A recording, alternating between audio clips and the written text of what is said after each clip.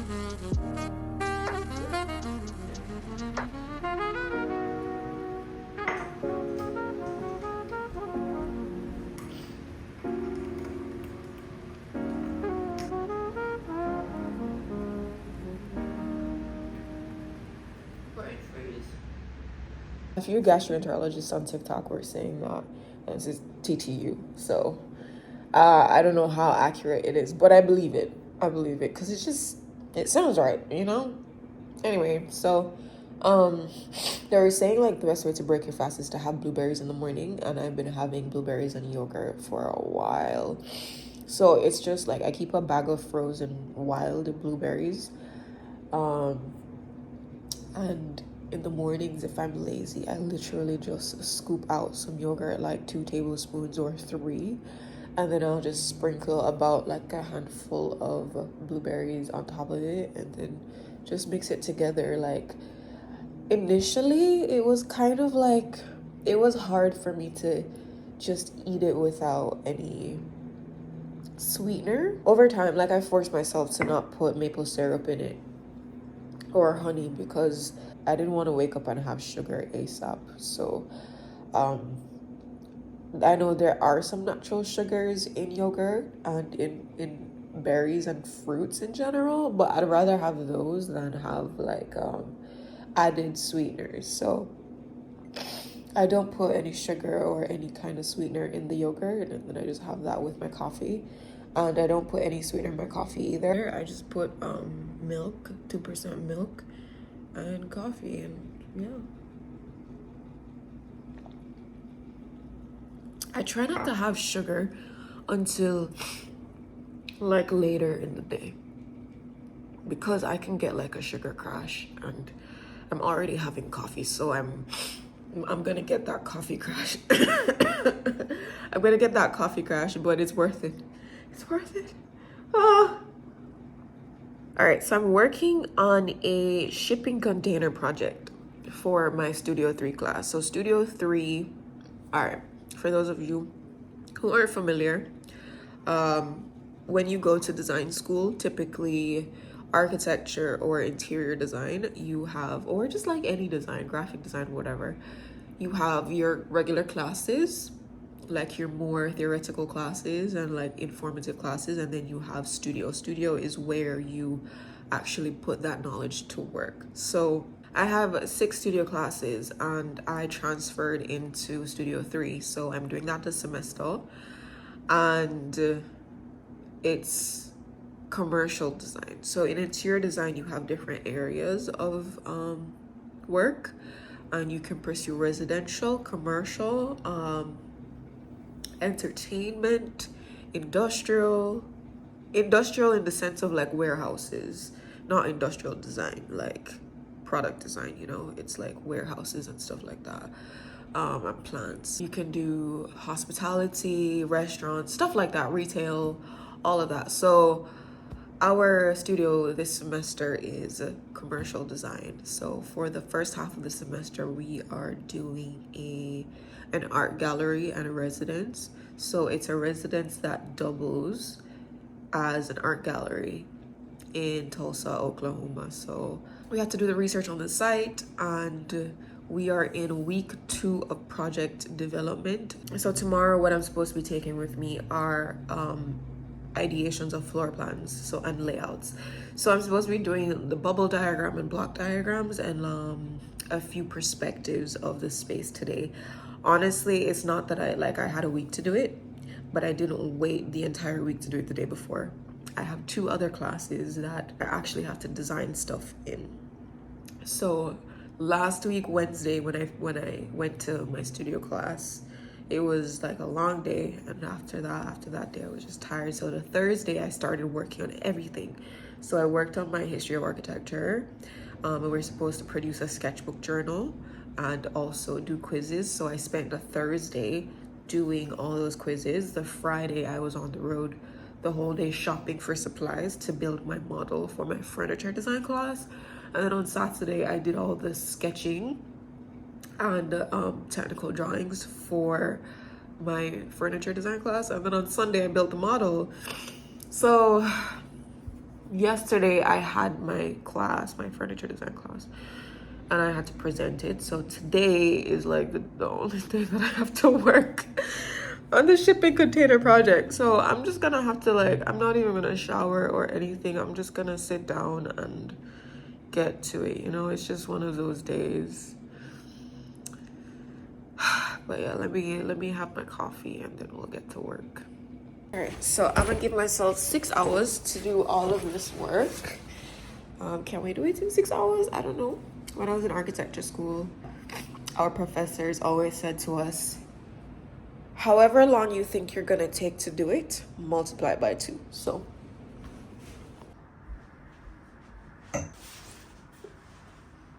Lay or Lee, whoever you are, thank you for this playlist. It's actually a freaking vibe.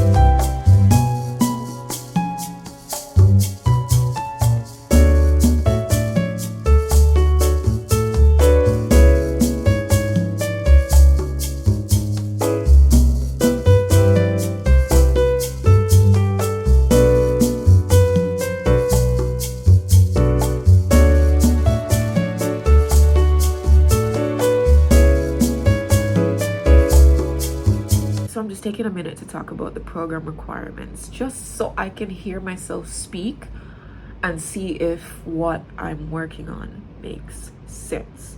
So for the art gallery and the residence, like I said, they are going to be a combined space. However, you're separating the public from the private. There's only one space that serves both purposes, and that's the transition space between the art gallery and the residence. For those of you who aren't familiar with bubble diagrams, they are by no means a formal layout plan for a space. It is just to identify connectivity. So say a client has certain requirements about what spaces they want to connect to what spaces, and who's going to be using what. So in this case, the client says, all right, we're going to have 2 bathrooms, one in the residence and one that is going to be a gender neutral in the gallery space.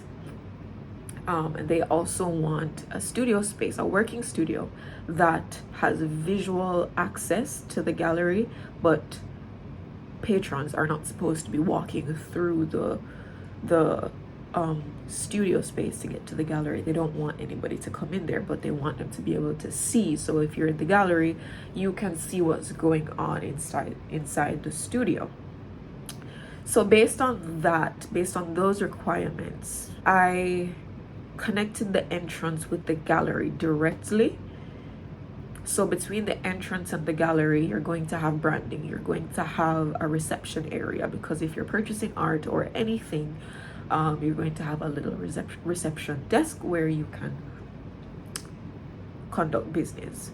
Now, as a gallery space with a working artist, I decided to connect the studio to a service entrance, because even though there's a main entrance, a service entrance is going to be necessary, because there's also a residential space and there's a working studio.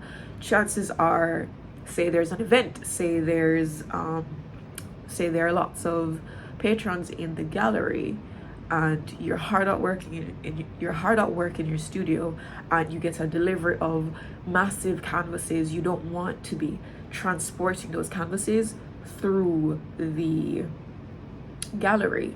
You don't want to disrupt whatever activities going on in there. So that's why a service entrance becomes necessary, not only for that, but also for the residents. So the service entrance, I don't want you to think of it as a typical, say, back alley entrance.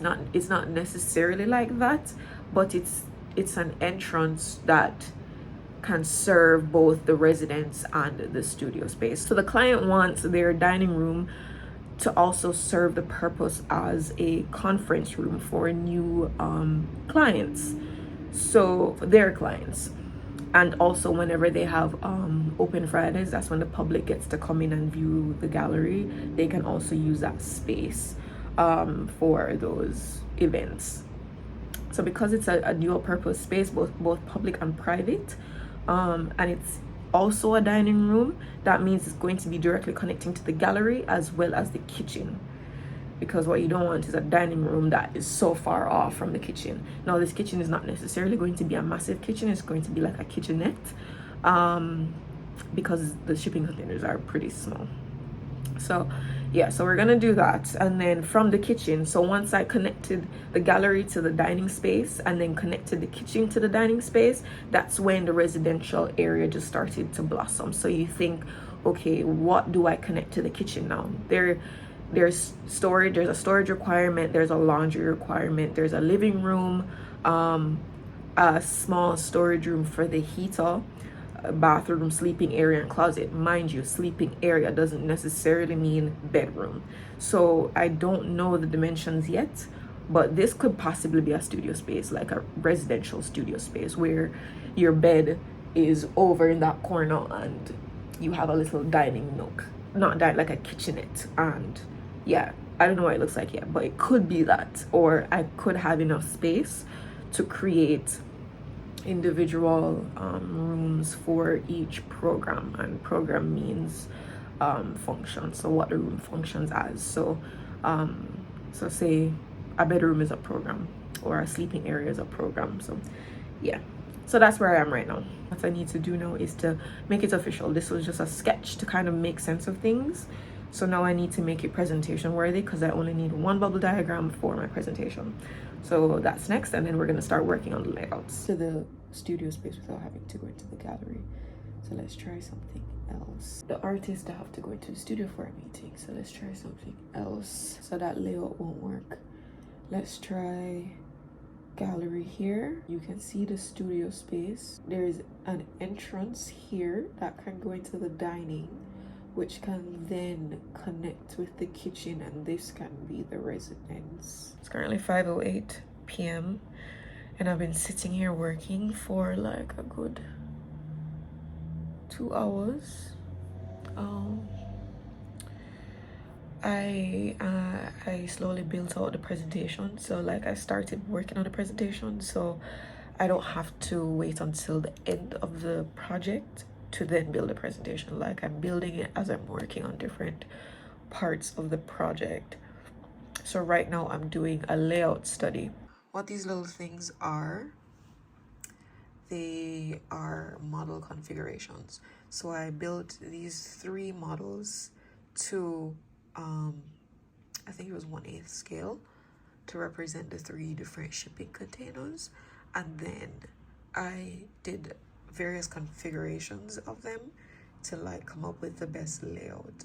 So because time is against me, I instead of sketching these out, I'm literally just going through them one by one, looking at them and imagining the different spaces based on like the program requirements to see if it would make sense. So like say this one, I already went through all of these. So far out of all of these, this configuration makes the most sense. Sorry, like I'm literally just ranting, but like this is how my brain works. This is how, like, especially because I'm not going through it slowly, I'm literally just envisioning it and seeing if it makes sense. So it's literally like, think about it like word association. You give yourself a word, or you give yourself an idea, and you just throw words at it that are associated with it, and whatever sticks sticks, whatever doesn't. In this case, that's pretty similar to what I'm doing. So I think about the program requirements, I think about connectivity based off of that bubble diagram that I drew, and then I can see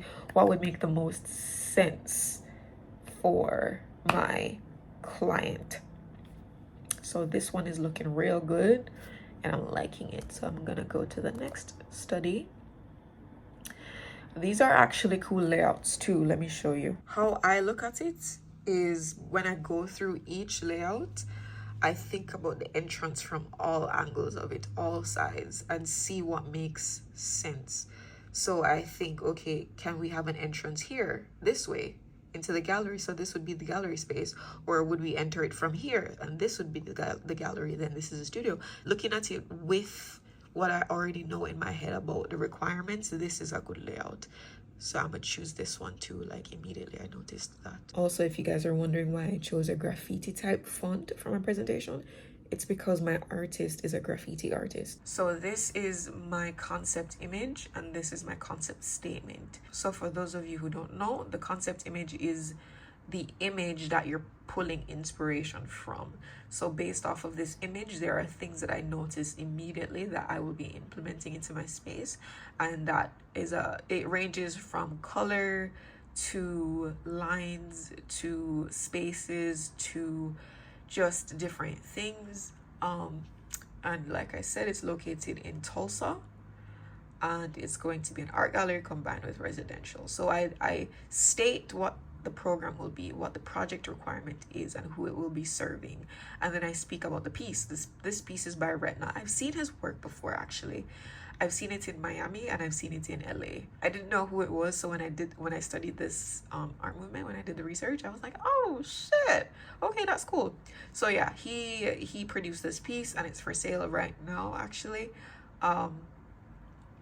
It's called Untitled Blue. What I'm pulling from it are its monochromatic nature, the linearity, the repetition of linear and curvilinear, and juxtaposition of brightness and darkness, so you can see, oh shit, sorry, you can see how we structure this You have to be able to analyze a piece of work and then translate it into words, which will then guide you when moving forward.